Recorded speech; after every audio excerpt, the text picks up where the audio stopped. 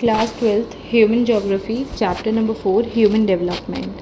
In this chapter, we will read about growth and development. Growth and development दोनों terms एक जैसे दिखती हैं, बट दोनों में काफ़ी ही डिफरेंसेस होते हैं. जब हम बात करते हैं ग्रोथ और डेवलपमेंट की, तो इनका बेसिक कंटेक्स्ट होता है कि कितना चेंज हुआ है over a period of time. But growth सिर्फ एक क्वांटिटेटिव मेजर होता है और डेवलपमेंट आपका क्वालिटेटिव फीचर होता है. क्वांटिटेटिव फीचर मतलब बड़ा है या घटा है, हम ये देखते हैं ग्रोथ में. ग्रोथ पॉजिटिव और नेगेटिव दोनों हो सकती है और ये वैल्यू न्यूट्रल होती है. Value neutral in the sense ये पॉजिटिव भी हो सकती है या नेगेटिव भी हो सकती है. सो कोई भी चेंज, चाहे वो पॉजिटिव हो या फिर से नेगेटिव हो, उसको हम ग्रोथ कहते हैं. बट जब हम बात करते हैं डेवलपमेंट की, तो डेवलपमेंट हमेशा क्वालिटेटिव चेंज के बारे में बात करती है और ये वैल्यू पॉजिटिव होती है. हमेशा ही डेवलपमेंट पॉजिटिव होगी, नेगेटिव नहीं होगी. This means that development cannot take place unless there is an increment or addition to the existing conditions. जब भी पॉजिटिव ग्रोथ होती है तो डेवलपमेंट होती है, बट ऐसा नेसेसरी नहीं है कि हर बार अगर पॉजिटिव ग्रोथ हुई है तो उसके साथ डेवलपमेंट भी होगी. बट अगर डेवलपमेंट हुई है तो इसका मतलब है डेफिनेटली पॉजिटिव ग्रोथ हुई है. Then the idea that the quality of people enjoy in a country, the opportunities they have and freedoms they enjoy are important aspects of development is not new. जब भी हम development की बात करते हैं तो हम लोगों की क्वालिटी ऑफ लाइफ के बारे में, कितनी उनको अपॉर्चुनिटीज़ और फ्रीडम अवेलेबल है, इस बारे में बात करते हैं. 2 इम्पॉर्टेंट साउथ एशियन इकोनॉमिस्ट जिनके बारे में हम जानेंगे वो है महबूब उल हक एंड अमर्त्य सेन. महबूब उल हक ने हमें ह्यूमन डेवलपमेंट का कंसेप्ट दिया. डॉक्टर हक ने महबूब उल हक ने हमें ह्यूमन डेवलपमेंट के बारे में बताया. उनका मानना था कि human development is development that enlarges people choices and improves their life.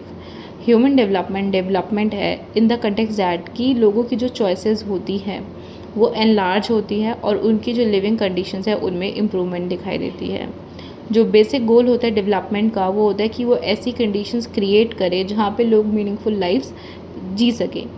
अगर हम बात करें मीनिंगफुल लाइफ की, तो मीनिंगफुल लाइफ नेसेसरी ये नहीं होता कि कोई भी ह्यूमन बीइंग अगर लंबी आयु तक, एक लॉन्ग एज तक जीवित रहता है तो ये एक मीनिंगफुल लाइफ है. मीनिंगफुल लाइफ का मतलब होता है एक healthy life, participation in the society, जिसमें एक इंसान को इक्वल अपॉर्चुनिटीज़ मिले अपने गोल्स को अचीव करने की, वो एक मीनिंगफुल लाइफ होती है. Then doctor Mehboob ul Haq and professor Amartya Sen, ये दोनों बहुत ही क्लोज फ्रेंड थे. इन दोनों ने डॉक्टर हक के अंडर ह्यूमन डेवलपमेंट रिपोर्ट्स के बारे में प्रिपरेशन स्टार्ट करने की कोशिश करी. जो महबूब उल हक हैं वो पाकिस्तान से बिलोंग करते हैं. इन्होंने ह्यूमन डेवलपमेंट का कंसेप्ट दिया 1990 में. Kindly remember the year 1990. इन्होंने बताया कि डेवलपमेंट होती है कि जब ह्यूमन बींग्स की जो चॉइसेस हैं वो एनलार्ज हो सके, ताकि वो अपनी जो लाइफ है वो हेल्दी लाइफ और एक डिग्निटी के साथ अपनी ज़िंदगी जो है वो जी सके ह्यूमन बींग्स. तो इन्हीं के जो कंसेप्ट से यूनाइटेड नेशन डेवलपमेंट प्रोग्राम ने, यूएनडीपी ने क्या किया, ह्यूमन डेवलपमेंट रिपोर्ट पब्लिश करनी स्टार्ट करी. कौन से ईयर से? 1990. You should remember the year. Then Amartya Sen ने क्या कहा, इंक्रीज इन फ्रीडम और decrease in unfreedom as the main objective of development. Main objective क्या होता है डेवलपमेंट का?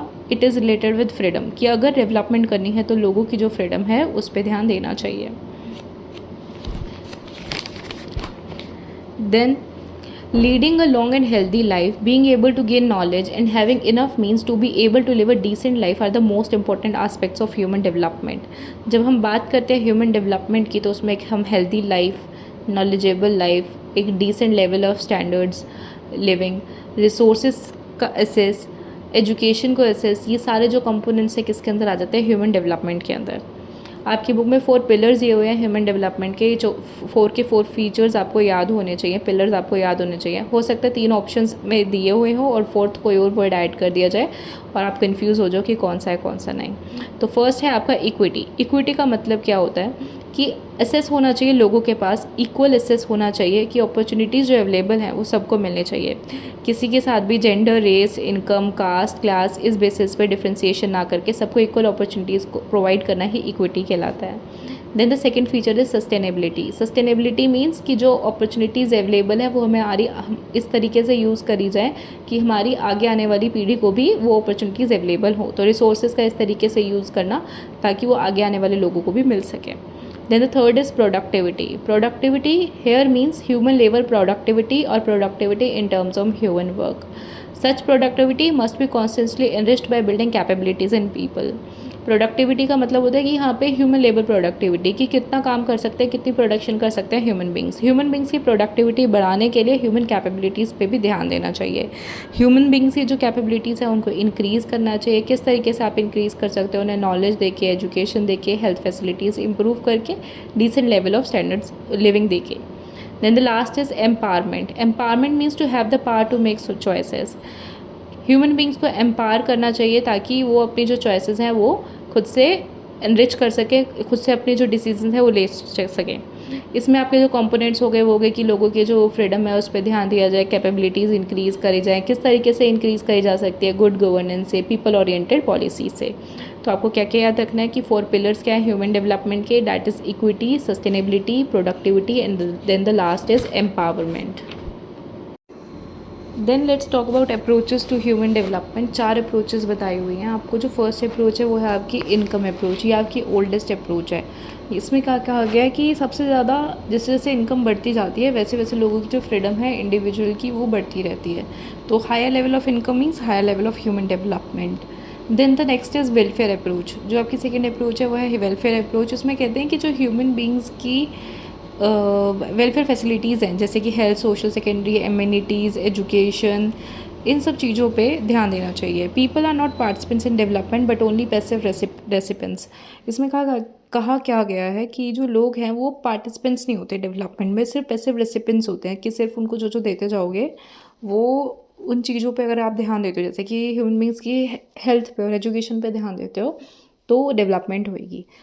Okay, then the next is basic needs approach. Important है, क्या याद रखना है कि किसने दी थी? इंटरनेशनल लेबर ऑर्गेनाइजेशन ने दी थी। इसमें 6 बेसिक नीड्स के बारे में बात करी गई है। 6 बेसिक नीड्स आपको याद होनी चाहिए। The first is health, second is education, the third is food, then water supply, then sanitation and the last is housing. Then the next is capability approach. किससे एसोसिएटेड है? प्रोफेसर अमर्त्य सेन से associated है। इन्होंने कहा था कि building human capabilities in the areas of health, education and access of to resources is the key to increasing human development. याद कैसे रखना है? ह्यूमन डेवलपमेंट रिपोर्ट की भी 3 ही मेन फीचर्स होते हैं, health, education and access to resources. तो capability approach में भी इन तीनों के बारे में बात करी गई है। आई अगेन रिपीट, 4 अप्रोचेज़ हैं। इनकम अप्रोच आपकी ओल्डेस्ट जो इनकम पे बात करती है। वेलफेयर अप्रोच ये आपकी सेकंड नंबर पे आती है। इसमें क्या किया गया है? लोगों को सिर्फ पैसिव रेस्पॉन्स माना गया है। बेसिक नीड्स अप्रोच ILO की अप्रोच है। 6 बेसिक नीड्स की बात करी गई है, health, education, food, sanitation, water supply, housing. Then the last was capability approach given by professor Amartya Sen. Then the next topic is measuring human development. अगर हम बात करें ह्यूमन डेवलपमेंट को मेजर करने की तो HDI इंडेक्स होता है आपका, जिसमें रैंकिंग जो है वो 0 से 1 को दी जाती है। जितना ज़्यादा स्कोर उतनी अच्छी आपकी ह्यूमन डेवलपमेंट। तो कोई भी स्कोर 0.9 के आसपास होगा तो उसमें वेरी हाई डेवलपमेंट। कोई भी स्कोर नीचे की तरफ होगा 0.2, 0.1 तो मतलब कि low level of human development है उस पर्टिकुलर प्लेस में। 3 चीज़ें मेजर करी जाती है। First is life expectancy at birth. Health का जो कंपोनेंट है उसमें हम देखते हैं कि एक मनुष्य जो है, एक ह्यूमन बींग जो है वो कितने समय तक जीवित रहेगा, इसकी एक्सपेक्टेंसी क्या है? Life expectancy at birth. तो जितनी ज़्यादा एक्सपेक्टेंसी है, लाइफ एक्सपेक्टेंसी है, इसका मतलब कि लोग जो है हेल्दी और लॉन्गर लाइफ जिएंगे, तो ह्यूमन डेवलपमेंट उस एरिया में ज़्यादा हो रही है। Then the second is literacy. Literacy level को देखने के लिए 2 चीज़ें देखी जाती हैं, 2 कंपोनेंट्स हैं। पहला आपका कंपोनेंट है एडल्ट लिटरेसी रेट, कि कितने एडल्ट जो हैं वो लिटरेट हैं। जो सेकंड कंपोनेंट है एजुकेशन में वो है आपका ग्रोस एनरोलमेंट रेशो, कि ओवरऑल कितने जो स्टूडेंट्स हैं, कितने जो बच्चे हैं वो एनरोल हो रहे हैं। ये 2 चीज़ें देखी जाती हैं आपकी एजुकेशन वाले सेक्टर में। Then the third is access to resources. इसमें क्या किया जाता है? PPP मेजर किया जाता है, परचेजिंग पावर मेजर करी जाती है। कौन सी करेंसी में मेजर करी जाती है? US डॉलर्स में करी जाती है।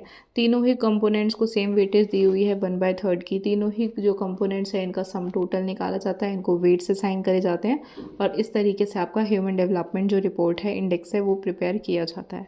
इसके साथ ही एक एसोसिएटेड कंसेप्ट है वो है ह्यूमन पॉवर्टी इंडेक्स। बेसिकली जो यूनाइटेड नेशन डेवलपमेंट प्रोग्राम है वो क्या करता है? ह्यूमन डेवलपमेंट इंडेक्स और ह्यूमन पॉवर्टी इंडेक्स, इन दोनों को यूज़ करके ही जो रिपोर्ट है वो प्रिपेयर करता है। तो इन दोनों का यूज़ करके ही ह्यूमन डेवलपमेंट रिपोर्ट जो है आपकी प्रिपेयर करी जाती है। Human poverty index is basically related to human development index. इस इंडेक्स में क्या किया जाता है, मेजर किया जाता है कि कितना शॉर्टफॉल है ह्यूमन डेवलपमेंट में, कितना शॉर्टफॉल है ह्यूमन डेवलपमेंट में। ह्यूमन पॉवर्टी इंडेक्स नाम से ऐसा लगता है कि पॉवर्टी को मेजर कर रहा होगा, बट नहीं, ये एक नॉन इनकम मेजर है। इसमें भी वही चीज़ें देखी जाती हैं कि कितनी प्रोबेबिलिटी है कि 40 एज तक लोग जो है वो सर्वाइव ही नहीं कर पाएंगे। एडल्ट इलिटरेसी रेट कितना है, number of people who do not have access to clean water, number of children who are underweight are all taken into account to show the shortfall in human development in any reason.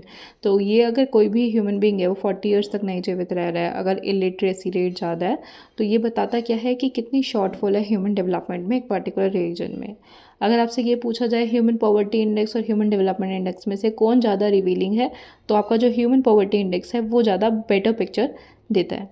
Then आपको box में दिया हुआ है 1990 से United Nation development Programme Human development Report every year release कर रहा है।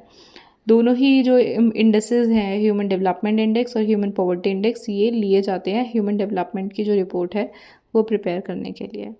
The next important point is कौन सी ऐसी कंट्री है जिसने ऑफिशियली प्रोक्लेम किया है ग्रोस नेशनल हैप्पीनेस को as a measure of the country's progress. Then Bhutan is the only country in the world. Bhutan एकमात्र ऐसी कंट्री है जो ग्रोस नेशनल हैप्पीनेस को यूज़ करती है अपनी कंट्री की डेवलपमेंट को दिखाने के लिए, कंट्री की प्रोग्रेस को दिखाने के लिए। ग्रोस नेशनल हैप्पीनेस बेसिकली क्या करता है, इनक्रेज करता है स्पिरिचुअल, नॉन मैटेरियल और जो क्वालिटेटिव एस्पेक्ट्स होते हैं लाइफ के, उन चीज़ों पे फोकस करता है, मटेरियलिस्टिक थिंग्स की तरफ नहीं भागता है। तो Bhutan is the only country in the world to officially proclaim gross national happiness as the measure of the country's progress. अब हम बात करते हैं इंटरनेशनल कंपैरिजंस की। इसमें आपको एक चीज़ को ध्यान रखना है कि कोई भी कंट्री अगर रिच है, इसका मतलब ये नहीं है कि वहाँ पे ह्यूमन डेवलपमेंट ज़्यादा हो रही है, या कोई भी कंट्री जो बहुत ही बड़ी है वहाँ पे ह्यूमन डेवलपमेंट ज़्यादा हो, ऐसा कोई फैक्ट नहीं है।